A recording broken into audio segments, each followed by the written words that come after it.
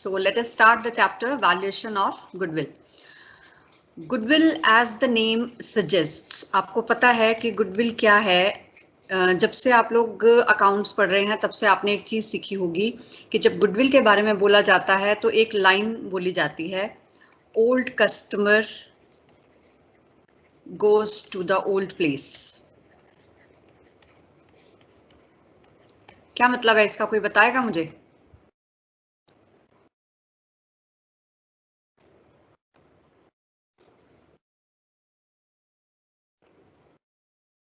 Yes, anyone?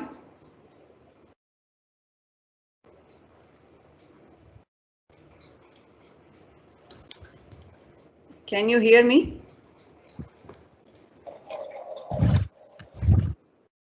Yes, ma'am. Yes, ma'am.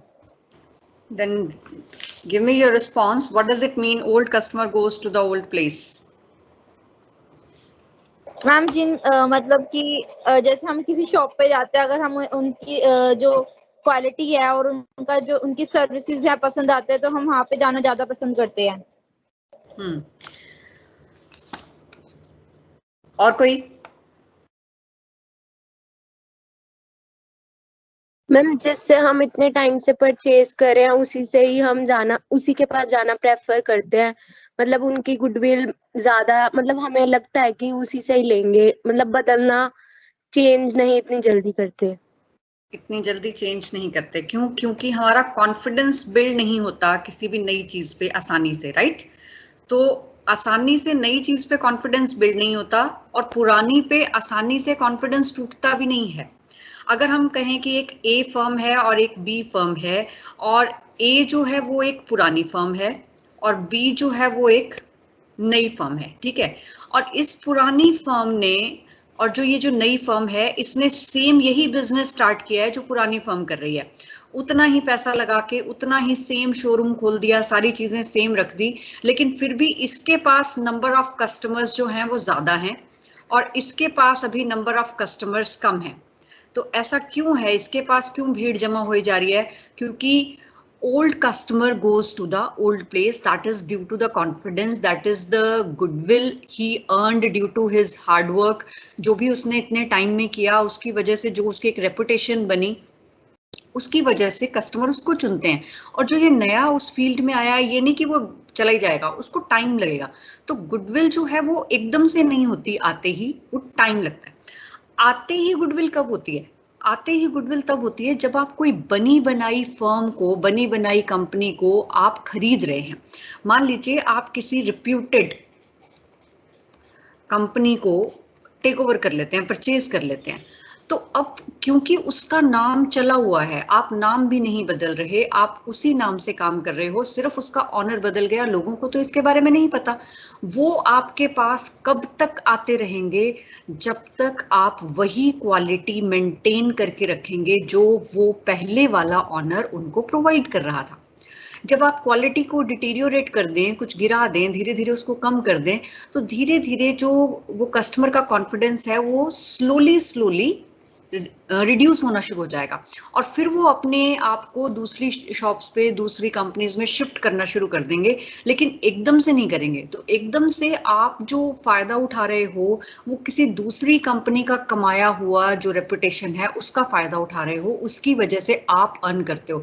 लेकिन वो earning कब तक रहती है? जब तक आप उसका नाम मेंटेन करके रखते हो। अगर आप वहां पर जाकर गड़बड़ करना शुरू कर दोगे, उसको डिटीरियोरेट करना शुरू कर दोगे, तो धीरे धीरे आपके कस्टमर जो है वो खोने शुरू हो जाएंगे। लेकिन वो धीरे धीरे होगा प्रोसेस, एकदम ये नहीं होगा कि आपने कंपनी खरीदी है तो आज आपके पास कस्टमर आने बंद हो जाएंगे। क्यों? कस्टमर को थोड़ा ना पता आपने खरीद ली, किसी और ने खरीद ली, उनको पता है चीज तो वही मिल रही है, ऑनर बदल गया तो क्या हुआ। सो गुडविल क्या है? गुडविल जो है, it is the probability that the old customer will resort to the old place, कि हमें पता है कि जो ओल्ड कस्टमर है वो हमारे पास ही आएगा। गुडविल जो होती है उसको हम ये बोलते हैं that is a benefit that is arrived due to connections and reputations. इसका मतलब कि जो हमने इतने साल काम करके कमाया है उसकी वजह से जो हमारी रेपुटेशन बनी है, उसकी वजह से जो हमें मिल रहा है वो गुडविल है। अब हम बात करते हैं व्हाई टू इवैल्यूएट। हम जो बात कर रहे हैं, हम वैल्यूएशन ऑफ गुडविल की बात कर रहे हैं, तो हमें गुडविल को इवैल्यूएट करने की क्या जरूरत है? Why we are evaluating it?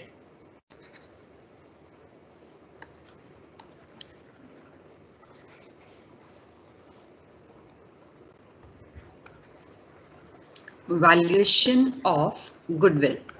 हम कह रहे हैं कि हमें इसको इवैल्यूएट करना है, वैल्यू निकालनी है गुडविल की। क्यों हमें गुडविल की वैल्यूएशन की जरूरत क्यों पड़ती है, कोई बता सकता है मुझे?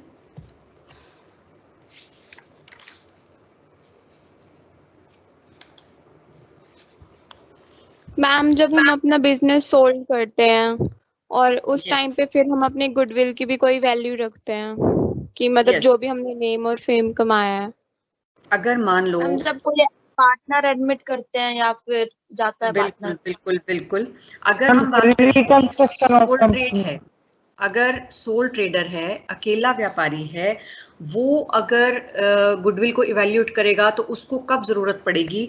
जब उसने अपना बिजनेस या तो बेचना होगा या किसी को एज पार्टनर ऐड करने का मन कर रहा हो उसको, या उसको कोई वेल्थ टैक्स निकालने की जरूरत पड़ रही है तो उसे देखना पड़ेगा कि उसकी प्रॉपर्टी की वैल्यू कितनी है according to the goodwill also. इसी तरह से अगर हम पार्टनरशिप फर्म की बात करें तो पार्टनरशिप फर्म में अगर एक नया पार्टनर एडमिट होगा तब हमें जरूरत पड़ेगी कि हम गुडविल को निकालें। अगर एक पार्टनर रिटायर हो जाता है तब भी हमें जरूरत पड़ जाएगी। अगर किसी की डेथ हो जाती है तब भी हमें जरूरत पड़ेगी कैलकुलेट करने की। अगर हमारी प्रॉफिट शेयरिंग रेशो बदल जाती है तब भी हमें जरूरत पड़ेगी इसको इवैल्यूएट करने की। और अगर जो फर्म है वो डिसोल्यूट हो रही है, बंद हो रही है, खत्म हो रही है, डिसोल्यूशन हो रहा है उसका, तब भी हमें जरूरत पड़ेगी गुडविल को इवैल्यूएट करने की। इसी तरह से अगर हम बात कर रहे हैं कंपनी की, क्योंकि अब हम कॉर्पोरेट अकाउंट कर रहे हैं तो we are talking about company and not sole proprietor and not partnership, so we are talking about company. तो कंपनी के केस में कब जरूरत पड़ती है? जब एक कंपनी किसी दूसरी कंपनी को टेक ओवर करे, खरीद ले, तो तब जरूरत पड़ेगी। अगर दो कंपनीज मिलकर एक हो जाएं, अमलगामेट हो जाएं, तो उस केस में जरूरत पड़ेगी। और अगर जो गवर्नमेंट है वो टेक ओवर कर लेती है बिजनेस को तो तब भी जरूरत पड़ेगी।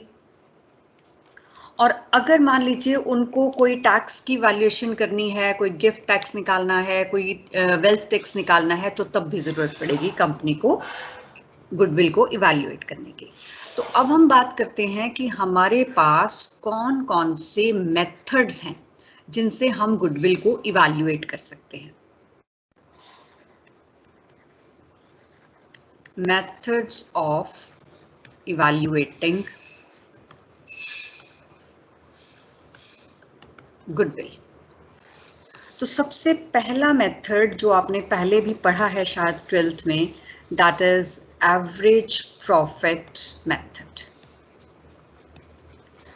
एवरेज प्रॉफिट का मतलब क्या है कि कंपनी के पिछले कुछ सालों के प्रॉफिट्स का एवरेज निकाल लें और उसको बेस मानकर हम गुडविल निकालें।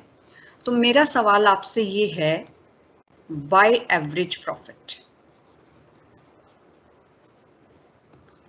and why not current year profit? क्योंकि करंट ईयर प्रॉफिट तो ज्यादा रेलेवेंट होने चाहिए, अभी के हैं वो बिल्कुल लेटेस्ट जो आजकल सिनेरियो चल रहा है उसके हिसाब से हैं। फिर भी हमें कहा जाता है कि एवरेज प्रॉफिट को बेस मानकर गुडविल निकालिए। तो मैं आपसे पूछना चाहती हूँ कि एवरेज प्रॉफिट क्यों लेते हैं, करंट ईयर का प्रॉफिट क्यों नहीं लेते? एनीवन?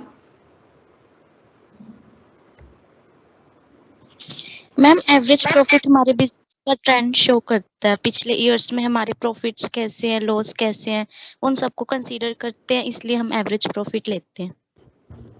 Okay, anybody else?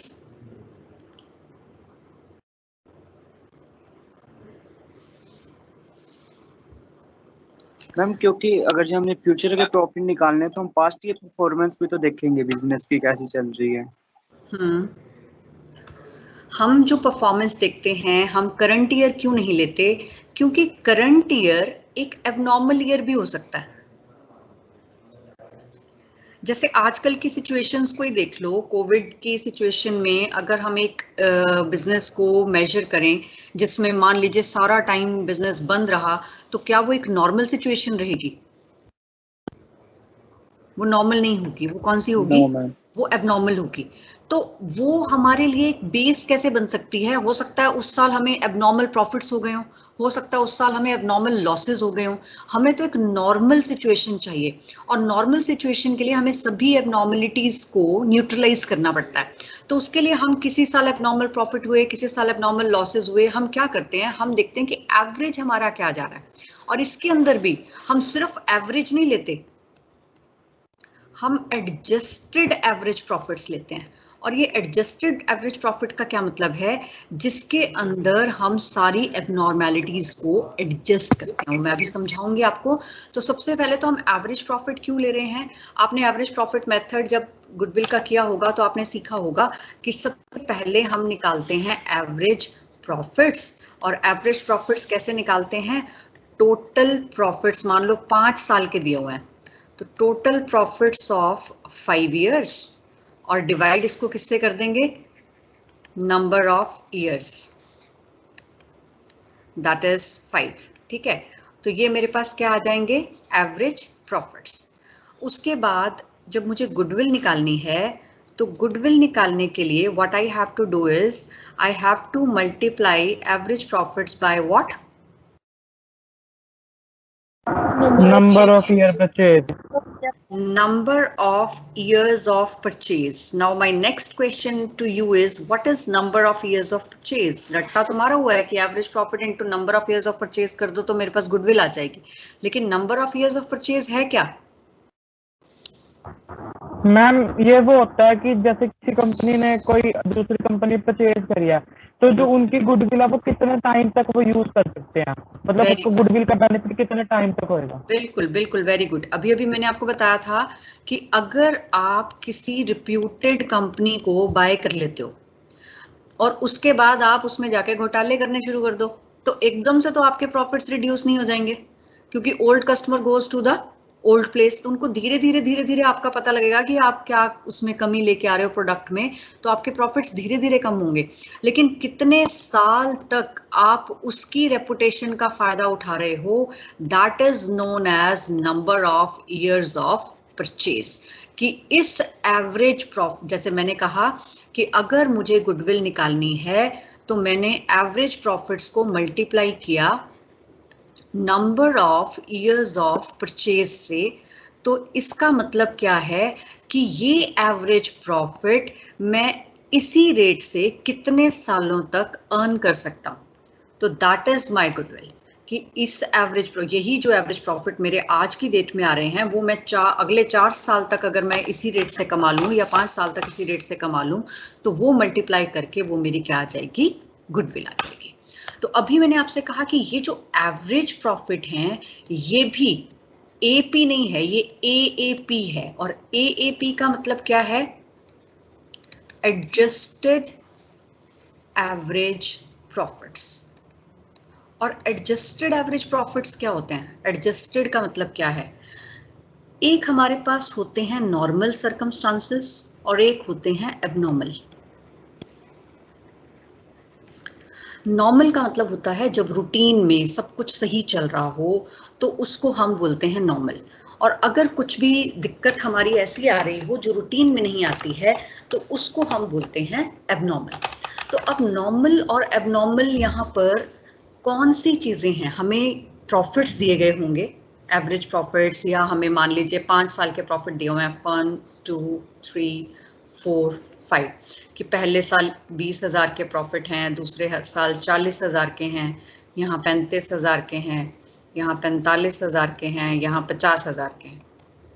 अब उसमें वो अगर आपको कुछ चीजें, कुछ आइटम्स, कुछ एडजस्टमेंट्स दें, तो वो आपको देखना पड़ेगा कि वो किस तरीके की है। तो आपको 2 चीजें ध्यान में रखनी है। पहली, अगर तो वो फ्यूचर से रिलेटेड है, अगर वो रेकरिंग नेचर की है,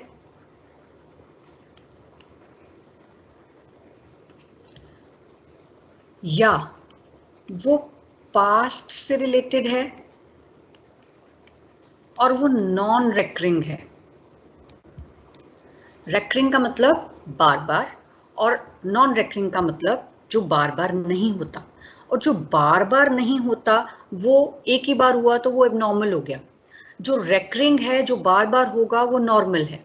ठीक है, तो अब हमने क्या करना है, जो तो फ्यूचर और रेकरिंग नेचर का होगा उसका डायरेक्ट इम्पैक्ट होता है।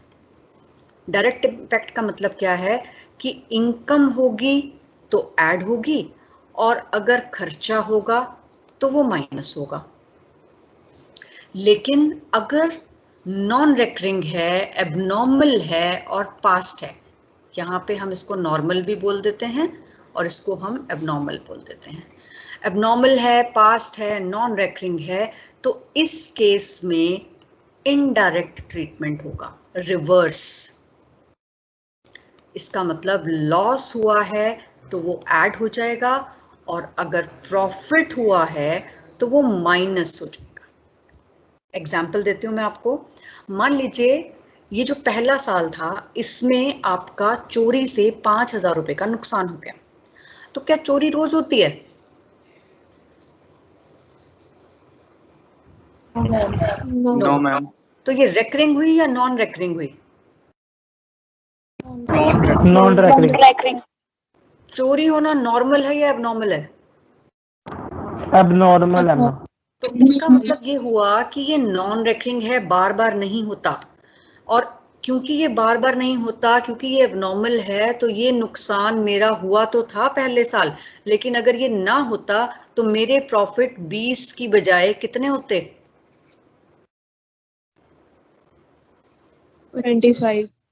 25 होते। इसका मतलब मेरा हुआ तो नुकसान था, लेकिन मैंने ये देखने के लिए कि अगर ये नुकसान ना होता तो मेरे प्रॉफिट्स कितने होते, मैंने 5,000 को वापस क्या कर दिया, ऐड कर दिया। समझ में आया? Yes ma'am. अब इसी तरह से अगर मान लीजिए आपको सेकेंड ईयर में कोई जुए में, स्पेकुलेशन में 2,000 का प्रॉफिट हो गया, हर साल तो नहीं होता। No ma'am. तो ये नॉन रेकरिंग नहीं है, ये मतलब बार बार नहीं होगा ये। फिर ये भी एबनॉर्मल है, लेकिन ये प्रॉफिट था तो मैंने अपने प्रॉफिट्स को 2,000 से बढ़ा रखा था, तो अब मैं इसको माइनस करके कितना ले आऊंगी वापस? 38,000, क्योंकि मुझे नॉर्मल सर्कमस्टांसेस चाहिए, मैं सारी एबनॉर्मेलिटीज को हटा रही हूँ। तो मैंने ये देखा कि ये 2,000 तो मुझे हर साल होने वाला नहीं है, ये प्रॉफिट हुआ था, इसको माइनस कर दो। अब हम बात करते हैं रेकरिंग नेचर की। अगर मैंने एक गोडाउन किराए पर ले लिया और गोडाउन किराए पर लेकर मुझे हर साल उसका 3,000 रुपए किराया देना है, तो ये नॉन रेकरिंग है या रेकरिंग है? रेकरिंग है। फ्यूचर से रिलेटेड है? मैम। फ्यूचर से रिलेटेड है कि मुझे बार बार देना है, हर बार देना है? बार बार देना। तो इसका मतलब मुझे हर साल अपने प्रॉफिट 3,000 से क्या करने पड़ेंगे? माइनस करने पड़ेंगे। तो अब देखो ये डायरेक्ट लिंक हुआ कि नहीं, कि खर्चा था मैंने माइनस किया, प्रॉफिट होता, मेरे को रेंट आ रहा होता तो मैं रेंट ऐड कर देती, मैं रेंट दे रही हूं तो मैं रेंट को क्या कर रही हूं, मैं माइनस कर रही हूँ। इसी तरह से जहां पर एबनॉर्मेलिटीज थी वहां पर मैंने उसको रिवर्स इम्पैक्ट किया, कि अगर मेरा लॉस था तो मैंने उसको वापस ऐड कर दिया, प्रॉफिट था तो मैंने उसको वापस माइनस कर दिया। अगर मुझे इनकम आ रही है रेगुलर तो मैं इनकम को ऐड करूंगी, और अगर मुझे लॉस हो रहा है तो मैं उसको माइनस करूंगी। तो आपको समझ में आया कि कब डायरेक्ट और कब इनडायरेक्ट होगा? Yes ma'am. Yes ma'am.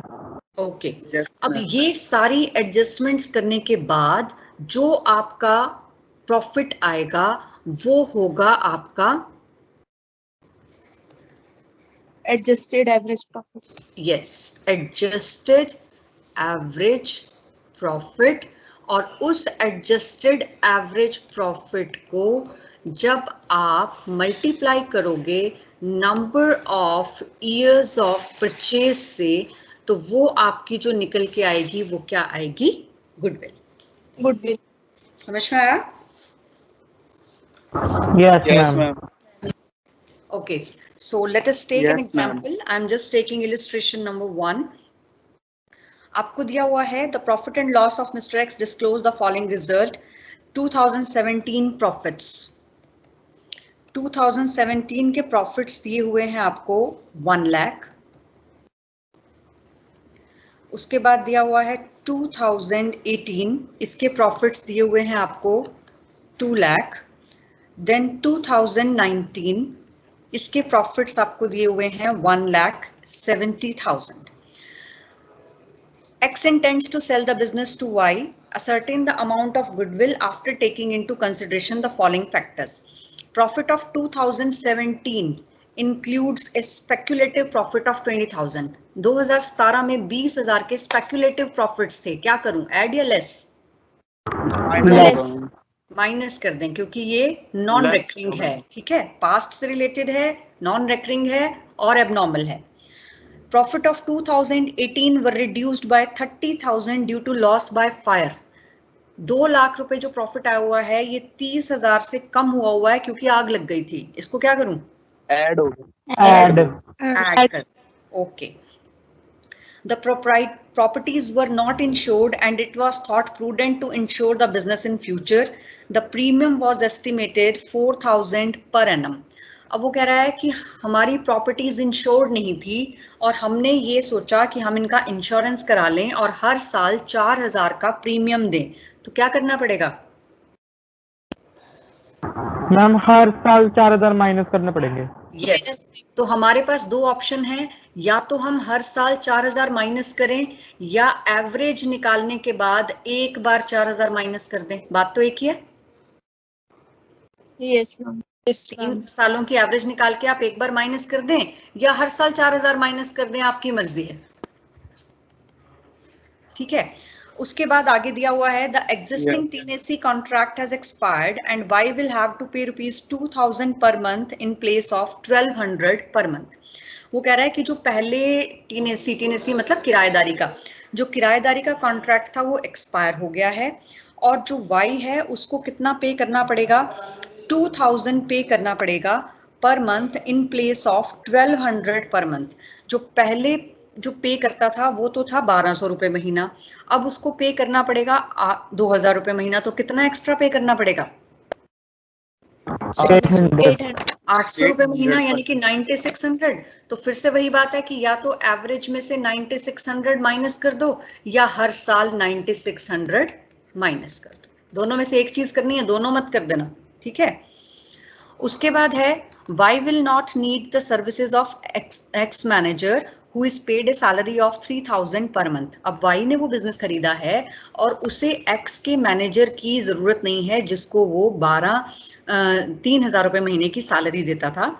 He will supervise the business himself. At present he is serving in a private company at a salary of 4,000 per month.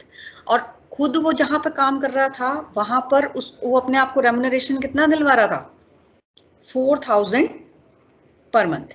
अब आप देखो कि उसको 4,000 पर मंथ, 48,000 पर मंथ तो जो है वो उसको देना पड़ता, लेकिन जो 3,000 पर मंथ है वो उसको नहीं देना पड़ेगा। तो इसका मतलब उसको 4,000 माइनस 3,000, 1,000 रुपए एक्स्ट्रा का लॉस हो रहा है यहाँ पर। Yes ma'am. क्योंकि उस जो वो बचा रहा है वो कितना है, 3,000 रुपए महीना, और जो वो खो रहा है वो कितना है, 4,000। तो इसका मतलब तो 1,000 पर मंथ यानी कि 12,000 रुपीज उसको एक्स्ट्रा पे करना पड़ रहा है। तो वो 12,000 हर साल माइनस कर दीजिए या एक बार 12,000 माइनस कर दीजिए। हम एक बार दोबारा बताओगे ये वाला पॉइंट? यस, जो पर्सन बिजनेस खरीद रहा है वो कहीं पर मैनेजर की नौकरी कर रहा था जहां से उसको 4,000 रुपए महीना मिल रहा था, और जिस मैनेजर को वो नौकरी से निकाल रहा है यहाँ पर उसको उसने देने थे 3,000 रुपए महीने। तो 3,000 रुपए महीने वाले को उसने हटा दिया, उसके 3,000 रुपए बच गए। जहां से उसको मिलना था वहां से उसको मिलना कितना था, यस मैम, आ गया मैम, अब समझ। ठीक है, 1000 का उसको लॉस हो गया तो 12,000 उसका ये भी चला गया। अब आप ये सारी चीजें एडजस्ट करने के बाद उसका जब एवरेज प्रॉफिट्स निकालेंगे तो ये आपके पास आ जाएंगे 1 लाख, ये मैं कैलकुलेट किया हुआ लिख रही हूँ सीधा, ये आपके पास आ जाएंगे 1,34,400। और क्वेश्चन में दिया हुआ है कि गुडविल आपको निकालनी है 2 इयर्स परचेज पे, तो आप इसको 2 से मल्टीप्लाई करेंगे तो ये आपकी क्या आ जाएगी, गुडविल। हाँ जी, समझ में आया? Yes ma'am.